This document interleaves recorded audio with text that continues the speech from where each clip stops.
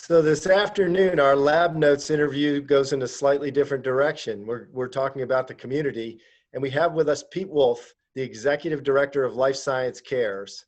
And Pete, we had a chance to catch up with you a little bit before, and you come to all this through a legal portal. Yeah, so Joe, it's great to be here. First of all, thanks for having Life Science Cares as a guest on your show today. We very much appreciate the opportunity to share about our organization with your community.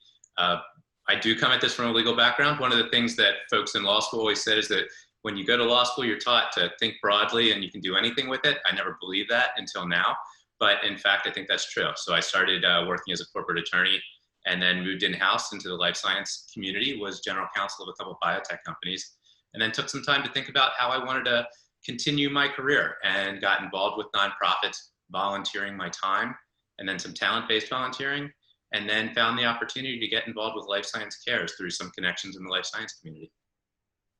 So Life Science Cares had its roots in Boston and since has come to Philadelphia.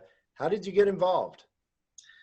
So Philadelphia is a growing life science community, and that has drawn the attention of people from up in Boston and drawn some talent and some board members from other organizations to the Philadelphia region. Rob Perez, who founded Life Science Cares, was on the board at Spark Therapeutics. And as I was getting more involved in the nonprofit world, I spoke with the general counsel at Spark about opportunities that he knew about the nonprofit world. And he connected me with Rob, learned about the opportunity. And of course, in the interconnected world of the life science world, one of my former colleagues at Pharma, Vin Milano, was also on the board of Spark and knew Rob well. And of course, then Jeff Marazzo got involved, and it kind of snowballed from there. But the catalyst really is the fact that Philadelphia is a growing market for the life science community. We have lots of great research institutions, lots of great technologies are being researched and developed here, and companies are being spun out of those institutions. And it's really getting the attention of a lot of different folks around the world. You know, Pete, one of the things that amazed me when we were talking is how quickly and how far you've come. Tell us when you got started and then you had to navigate COVID, and here we are. So tell us about that. Yeah, so Life Science Care started here in Philadelphia just in December of last year, in 2019. We had our first volunteer events in January of 2019. And we quickly got a number of folks from the life science community engaged with us. So Life Science Care started in Boston 4 years ago, and they started with 7 nonprofit partners and a handful of companies, and have since grown to 180 companies involved with them, supporting 27 nonprofits. Here in Philadelphia, getting started just in January, we already have about 60 companies involved with us and 50 senior executives involved in our advisory board. It's been a challenging time to start a volunteer-based organization when people can't get together in person anymore. So we quickly pivoted from in-person volunteering, which is our core operation, and found out that our nonprofit partners really needed financial support at this time. So we reached out to the life science community to talk about what the need was of these nonprofit partners who are doing great work in the community, especially now fighting the COVID-19 pandemic and serving folks who have a lot more needs and were disproportionately impacted by the COVID-19 pandemic. And heard a lot about what was happening with those organizations and the people they serve. And we were able to quickly raise $300,000, which we distributed to those nonprofits and as emergency grants to support their operations. With the social justice movement, we are very focused on poverty as our primary mission, but I think there's a strong overlap between poverty mission and anti-racism missions, and we are also supporting the efforts of companies in the life science community to enhance the talent pool that they're working with and diversify their talent pool. So we're focused on mentoring and education and job training as some of our core missions, in addition to survival and helping people with meet their basic needs.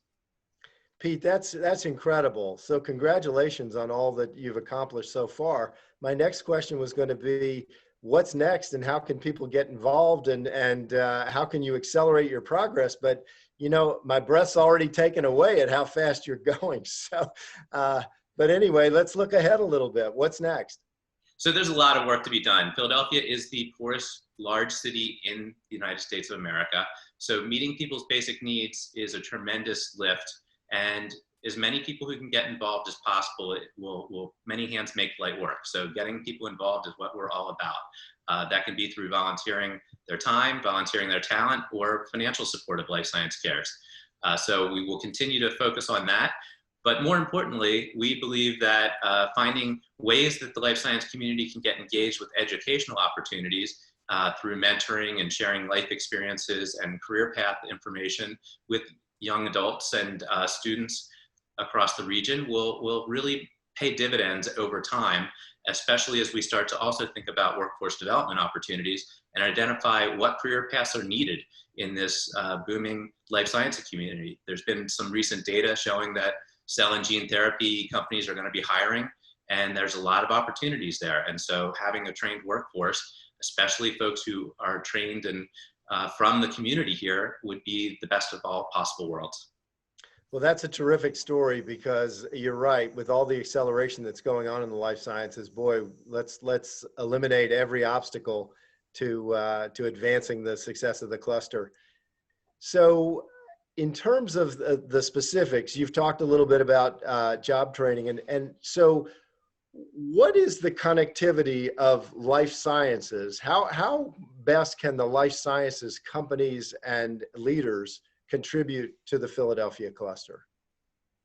So we are currently engaged with the leadership of many companies in making sure that they are thinking about what their hiring needs are, being connected with organizations that are focused on workforce development, and making sure they're contributing to the conversation so that data is collected to help understand what the needs will be in the future. On the education side, making sure that people in the life science community are sharing their experiences with young adults and talking about what technologies they're working on with them, sparking the interest in the life science industry, making sure that young adults understand that it is accessible and a growing area here in Philadelphia, right in their backyard. And then also making sure that we create the pathway to allow young adults to connect from that educational experience to real jobs, and that companies are expanding their hiring criteria and being inclusive in their practices to bring everybody in the community along with us as we grow. You know, that's an incredible vision, because I know that, you know, even across the board, there are ways that the research and development world seems so inaccessible, and what a terrific thing to make it much more visible, understandable, and accessible. It's really remarkable what you all have done in such a short time. I'm very excited for what happens in the future. And I'm wondering if you can share with our group how people get in touch with you. What are the ways that they can participate? How can we take things for you to the next level, Pete? Yep. So we have a website, www.lscphilly.org, and people can go on there to get more information. You can send me an email, pete@lifesciencecares.org. We are always looking for new organizations to get involved with us. You know, I like to tell people that we are looking for all different sizes and shapes of companies within the life science community, everything from the earliest stage companies being hatched at the Innovation Center to full-scale pharmaceutical companies with manufacturing operations, service providers who are supporting the growth of our life science community. We want to get as many folks involved as possible: hospital systems, CROs, you know, all those types of organizations are welcome to participate with us. As far as what participation looks like, you know, volunteering is our bread and butter. So once we are currently working on virtual volunteer opportunities to make sure that people are able to volunteer safely. Once we get back to in-person volunteering, that makes all the difference in the world to get people engaged. It also encourages employees to think about the world and feel good about their employers, that they're providing opportunities to give back. So that's another side effect. We'll also in the future have some sponsorship opportunities if companies are interested in getting involved to sponsor some of our activities and allow us to continue to grow and expand the range of nonprofit partners that we work with. That would be great. And we also have a board of advisors that's currently about 50 people. They're all C-suite executives within the life science community. Your own Clifford Breshner's one of our advisory board members. We're we're very happy to have him join us. The Board of Advisors role is they provide financial support so that every other donation that comes into Life Science Cares goes right out the door as grant making. So the Board of Advisors cover the administrative costs to allow that to happen. They also nominate nonprofit partners and share ideas about ways that the life science community can contribute and give back to the community. Well, Pete, thanks so much for your commitment and your contribution, not only to the cluster, but to the community at large. It's really important, and we're really appreciative to have some time with you this afternoon. Thanks, Joe.